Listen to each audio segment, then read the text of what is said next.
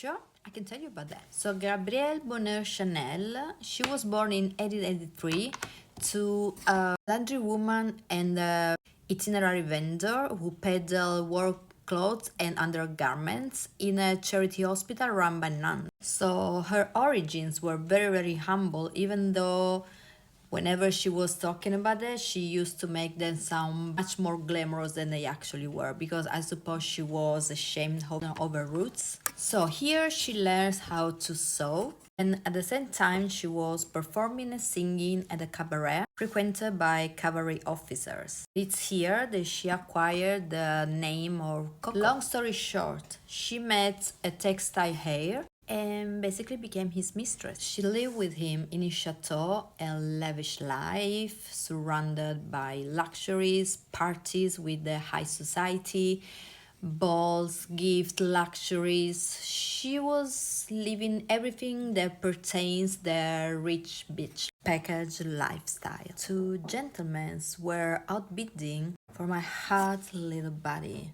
These are her words referring to her let's say husband, and once she was cheating on him, which was his dear friend. And I'm not gonna say any men names here because they're not relevant to the story. Anyway, yeah, those were her words, and yeah, she was cheating on him, and she was also flexing it.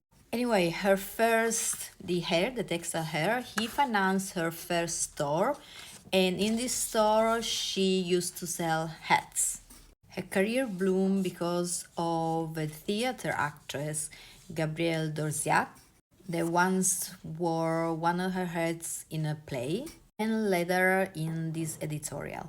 You know, the first influencers basically. Her second lover instead financed her second boutique in Deauville, where she was selling luxury casual clothes for leisure and sport, and actually many other brands in the same period, even later, they started by selling sport clothes. Anyway, this store was located in the city center, and her sister and her aunt by paternal side paraded through the town wearing her clothes and advertising her shop.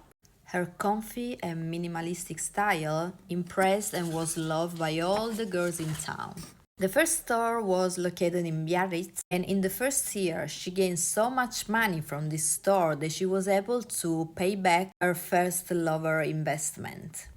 So nobody could say she was a gold digger for now. Anyway, by 1919, she finally permanently established her first store in 31 Rue de Cambon, Paris. In 1922, she was introduced by the owner of the Galerie Lafayette to Pierre Wertheimer. Now I'm getting all the accent. The Wertheimer brother, we can do it. These brothers, should we say the Wertheimer Brüder, they were actually very famous businessmen, and they owned the perfume and cosmetic house Bourgeois, and I'm pretty sure you already know. With them, she sealed an agreement and basically financed fully her perfume Chanel number 5. They took care of production, marketing, and distribution. They would receive 70% of the profits. Better, the Lafayette owner was gaining 20% off of it, and Gabrielle Bonheur Chanel was getting 10% off of this deal. Of course, she wasn't happy with that, but also, if you know about startup, you know how actually percentage kind of work, and it was anyway a big agreement. Remember, it's early 19, but she always wants more.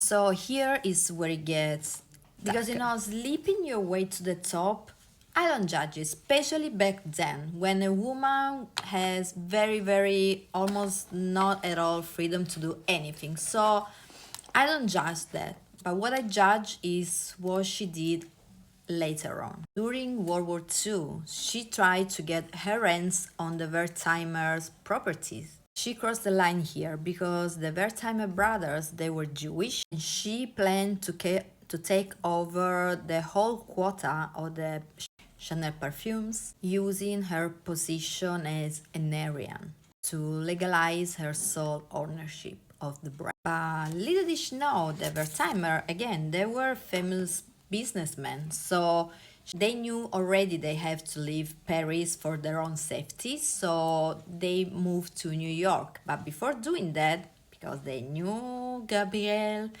they basically give the whole company Perfume Chanel to one of their dearest friends, Feli Amiot, who was another French businessman and industrial. And so Gabrielle, she got nothing. Didn't stop her. The girl, she has plans, wrong ones. She was having an affair with a Nazi officer. Again, name's not important, or if you want to check. His name was, I need to read this, Baron Hans Günther von Dicklach. He was working in the German embassy close to the Gestapo. To quote the word of Hal Vogue in Sleeping with the Enemy, Coco Chanel and the Secret War, she was a visual anti-Semite who praised Hitler. She was a Nazi spy.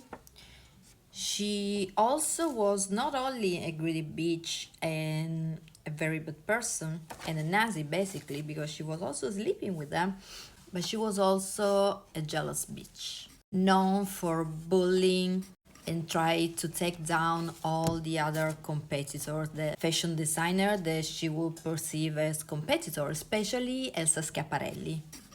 Elsa Schiaparelli was a true force of nature, a woman that endured so much. Despite everything that happened to her and a very hard and ugly life, she turned it into something beautiful, stunning work of art with her clothes. And no, she wasn't actually a competitor, because Chanel was given to ladies minimalistic but over accessorized comfortable clothing, while Elsa Schiaparelli was in the world of art. She was creating masterpiece. Her clothes wanted to be amazing, to bring you in a different world, in a fantasy, because life was so ugly. You remember, it was pre-war. World War One was already happened. So Chanel clothing were more practical, while Elsa Schiaparelli were more wow. To me, that's not a competitor, it's just a different fashion designer. But Chanel, she was again petty and bitter, because Elsa Schiaparelli outshined Chanel, not on purpose. You know this trend. You are on the spotlight in a moment, few moments later, you're no one anymore. But you know, that's how it works. Check the next video for part 2, because there's a lot to say about Chanel and her dark side.